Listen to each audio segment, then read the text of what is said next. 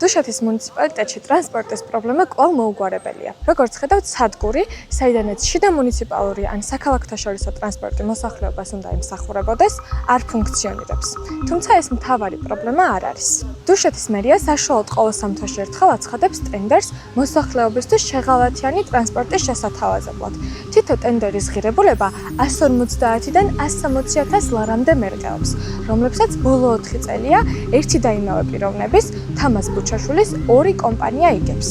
ტენდერის პირობების მიხედვით მას წინასწარ განესაზღვრება კონკრეტული მარშრუტები და მგზავრის მიერ გადასახდელი შეღავათიანი თანხაც.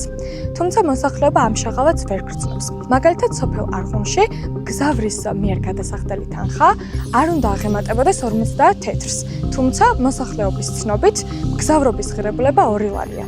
ოდისიდან მჭადიჯვრიდან მგზავრობა ღირს 1 ლარი, როდესაც იგი არ უნდა აღემატებოდეს 60 თეთრს. გამოდის ჩვენი გადახდილი გადასახადებით ფინანსდება არა მოწესრიგებული და ხელმისაწვდომი მგზავრობა, არამედ კონკრეტული კომპანიის პირადი ამბიციები, რომელიც თვითნებურად ზრდის მგზავრობის ღირებულებას ტენდერის პირობების საწინააღმდეგოდ. მაშინ რატომ აგრძელებს დუშეთის მერია ამ კომპანიის მომსახურებით სარგებლობას და რატომ უხდის მას ამდენი წელია 100,000-ობით ლარს?